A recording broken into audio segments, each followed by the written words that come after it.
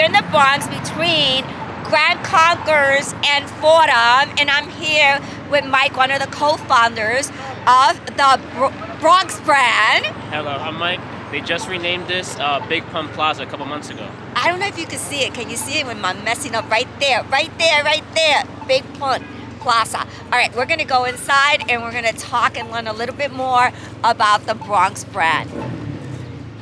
Welcome back, everyone. I'm in the Bronx, and I am here with Mike, one of the co-founders of the Bronx Brand.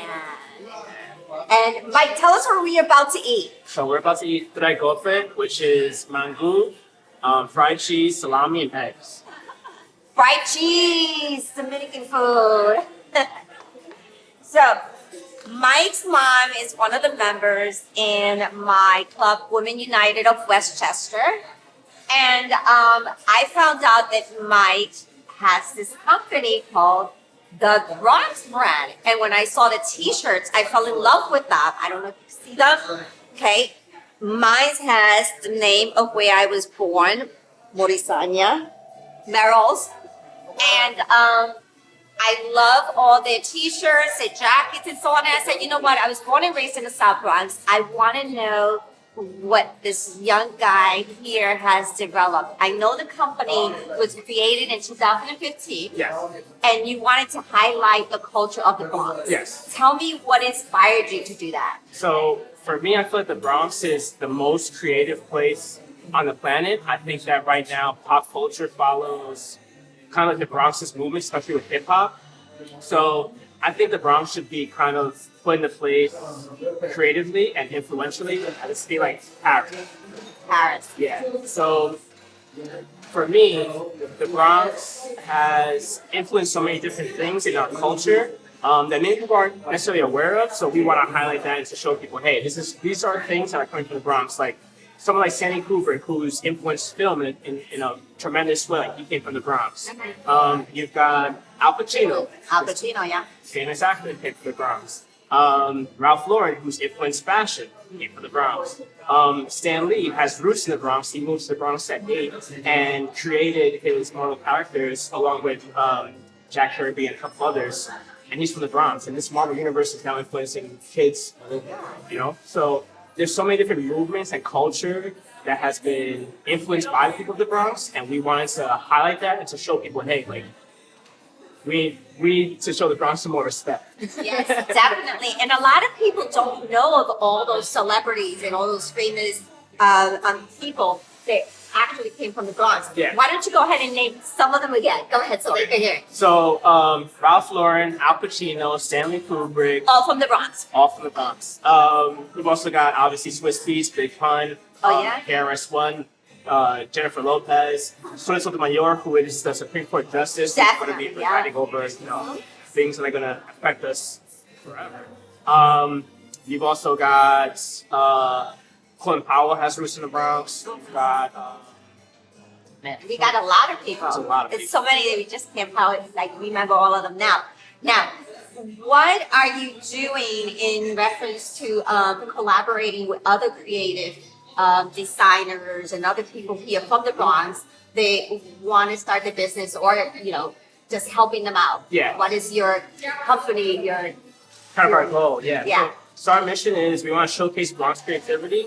We also felt like a lot of times artists don't get the recognition or the financial value of their work while they're alive. And we don't think that should be the case. If you're a working artist, you shouldn't be a starving artist. You should be able to live off your work. So we collaborated with artists who have a lot of name and reach, like Crash, who's pioneering the graffiti movement, Sexter, who's another graffiti artist back in the 70s and 50s. And also other artists who are still on the come up, still working to get that recognition.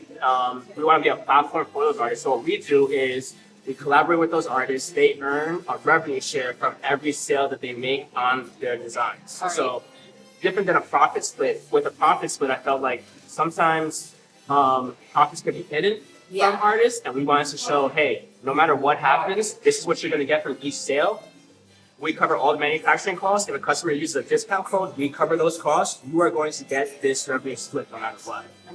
Because they own the artwork. So if they decide to, hey, we want to leave the platform, we want to go somewhere else, you can take your, we'll take your listings down and you just take your artwork somewhere else. So we're not holding artists hostage in any way. We want to help them grow, and we want to help support the creative movements that are happening here. I love that. You want to help the artists grow. I love that. Yeah. How did the COVID affect your business? Yeah. I know you had a store and you had to shut down the store. Yeah. So we actually had a collaborative shop with Crash, who is he's a mentor and also one of my favorite artists. We had the shop down on Bruckner Boulevard, 37 Bruckner Boulevard, and when COVID hit, we had to close down. He ended up moving the shop somewhere else, but I was a little nervous and hesitant to make that same jump and that same leap, just because we were losing jobs on our end, and I didn't think that we were gonna financially be able to make those rent payments along with it. So we decided, hey, like we won't be able to take this venture with you. It's no hard feelings. Actually, last night we literally just had a fashion show at his gallery. Like, awesome. He's a very generous and very compassionate guy, and like every step of the way, always helpful, always encouraging, always trying to help us to make the moves. So it was no hard feelings when we decided not to join in the venture. But yeah, we had that physical space that we were managing for almost a year, and then COVID hit right as we were starting to take off a little bit. We had to adapt. What we ended up doing was start making masks. Oh yeah. Yeah, we made masks, and we really focused more online and on our app. So we had started an app like a couple months before COVID, and what we wanted to do was, okay, let's blast the app. Let's encourage people to shop online and to download this app. That way we can always be with you no matter what. You don't have to come to our store. You're right in. I actually noticed that because on my cell, I get texts that remind me, hey, have you seen this t-shirt, or have you seen we have a discount here and so on. Yeah. And I actually gave it to my son. Hey, nice. Because my son loves to order t-shirts that have things on them.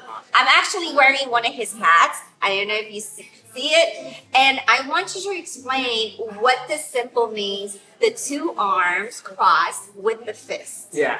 So it's for the BX, the X, and I was actually told by a Bronx historian that the first people to kind of do that symbol were the kids out in Bronx River projects. So back I used to live in the Bronx River projects. Wow. Yep. Wow. My apartment got burned, and because my next door neighbor was cooking crack, his apartment got fire. It started burning up. So they sent it to the Bronx River projects. But go ahead. Wow. I'm sorry. Wow, this is small world. So he was telling me that the kids in the Bronx River projects back in like the early '90s, late '80s were putting up the X, and the first time I ever seen somebody do it outside of the Bronx was actually on TRL back in the early 2000s. I was like, man, like they're from the Bronx. That's dope that they're on TV right now and bring up the X. So when we started the company back in 2015.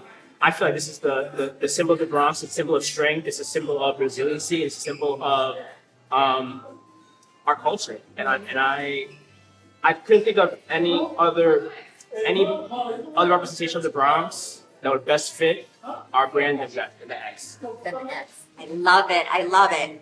Actually, African Bavado was my next door neighbor. Wow. Yeah, I think he still has his little apartment there in the Bronx River project. Wow.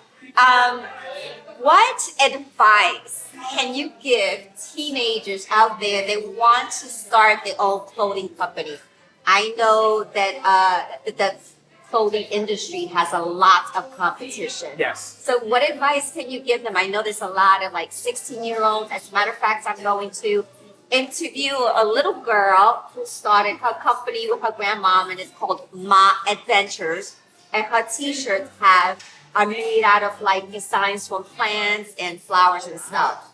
So what advice can you give teenagers out there that want to start their own company? Yeah, so the first thing I would say is to be okay with... As you can see, we're in the Bronx or here. Again, the loud noise, this happens with all my videos. The last time was the Metro North, and now I don't know what it's called. I think a fire truck. But go ahead. Somebody's double parked. So The first thing I would say is to be. Now the phone. Yeah. Jesus. I would say the first thing is to be okay with failure.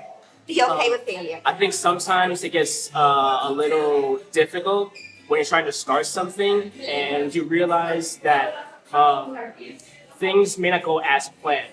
So I think that as soon as you can get over the fear of failure, then you're going to be able to test and do things that may seem difficult, but if you at least try and continue to try, then you're going to find a way to kind of break through the mold. And the reason why I say that is you're going to do a lot of testing of your designs. There's going to be a lot of times where your designs, maybe people don't like them, and you have to take that as feedback to improve, not as that you failed and you can't create something else. I think creating is kind of like a shark. You have to continue to move and adapt, move and adapt. So the first thing I would say is to, be able to get over the fear of failure. Then I say start small. Get over the fear and then start small. And then start small. I think sometimes you look at, when you're trying to get a wholesale accounts, some accounts that you got at least order 12 t-shirts, at least 36 t-shirts, 100 t-shirts for a price break. And for me, I had my first company at 19, and that company failed because I wanted to look like I was a bigger brand than I actually was. Okay. So I had 300 t-shirts printed, 3 different designs. I still have some of those t-shirts at my house because I couldn't sell them. So I say, if you could start with just 12 t-shirts and get feedback from people who you don't know. Because once you get feedback from people who you don't know, who are giving you honest feedback, then you can bring that back to people who you do know that are actually going to buy and support you first and foremost. That's usually the people who support you first. So start small. Start small.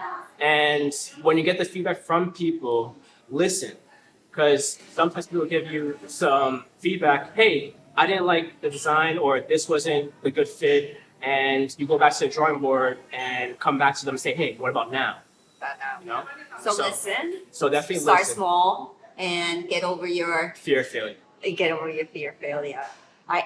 In the description in this video, you're going to see a website. It is called Teenage Financial Freedom, and it has some advice on how to start your own little business, what you need to know before you start it, and what's required, and so on. It's for teenagers. It's an excellent website for all you teenagers that want to start your own business. Tell me, your mother, Ilka, Yes. is a member of our club. Tell me, I know she must have influenced you a little bit, or somehow. Tell me a little bit about how your parents or your mom influenced you in what you're doing now. Yeah. So my mom, she's an artist. You know, she went to music and art for singing, and she would always be singing around the house. My house was a very musical house. My dad would play music all the time. And I think my love of music and culture and hip hop definitely came from them. And my mom's very strong too. Yeah, I heard she's a singer too. Yeah. Listen, Ilka, you should be very proud. He's unbelievable. It's really unbelievable. He's fantastic. And more power to your company. All right, and I hope you guys open your store. I know you're doing awesome online, and I purchased a couple of stuff up from your website, and I'm gonna continue purchasing them. We love you. Thanks, Mike. We love you. You're not alone. Bye.